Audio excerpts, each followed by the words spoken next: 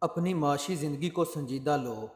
دولت تمہاری زندگی کے بہت سے مسائل کو جڑ سے اکھاڑ دے گی۔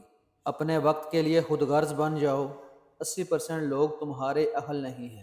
دوسرے لوگ کیا سوچتے ہیں، ان کی ترجیحات کیا ہیں، یہ تمہارا مسئلہ نہیں۔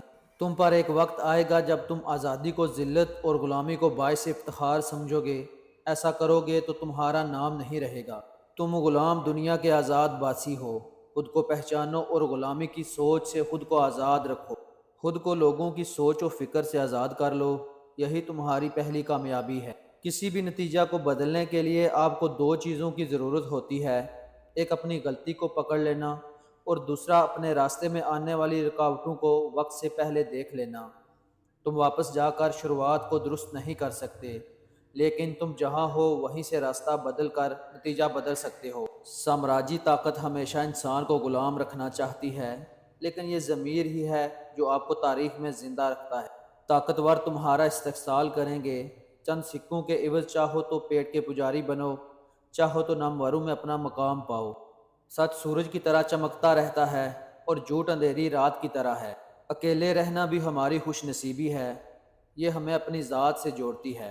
کبھی کبھار ہم لوگوں میں اچھا نہیں دیکھ رہے ہوتے، بلکہ وہ دیکھ رہے ہوتے ہیں جو وہ ہمیں دکھانا چاہ رہے ہوتے۔ کبھی بھی خود کو زیادہ نہ دکھاؤ، اسی زندگی میں جیو جو تمہارے پاس موجود ہے۔ زندگی بہت مختصر ہے، اپنا وقت دوسروں سے نفرت کرتے ہوئے مت گزارو۔ ممکن ہے آپ کے سیاہ اور گہرے دن آپ کی زندگی کے بہت بہترین دن ہوں جو آپ نے دیکھے ہوں۔ اگر تم سوال نہیں کرتے تو تم زندگی کو نہیں سمجھ پاؤ گے۔ تم دکھ تکلیف میں ہو لیکن زندہ ہو، یہی بہت نعمت ہے۔ زندگی میں مشکلات ہیں، پریشانیاں ہیں، پھر بھی زندگی اچھی چیز ہے۔ سچ بولو تاکہ تمہیں باتیں یاد رکھنے کی ضرورت نہ پڑے۔ زندگی کھیل ہے، ضروری نہیں ہر بازی تم ہی جیتو، ہار جیت کھیل کا حصہ ہے۔ جو انسان زندگی میں خطرہ نہیں لیتا، وہ زندگی کو خوبصورت کرنے کے مواقع سے ہاتھ دھو بیٹھتا ہے۔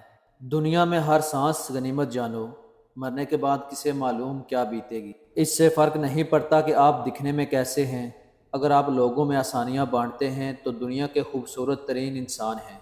سب سے اچھے انسان کی پہلی اور آخری نشانی یہ ہے کہ وہ ان لوگوں کی بھی عزت کرتا ہے جن سے اسے کسی قسم کے فائدے یا مفاد کی توقع نہیں ہوتی۔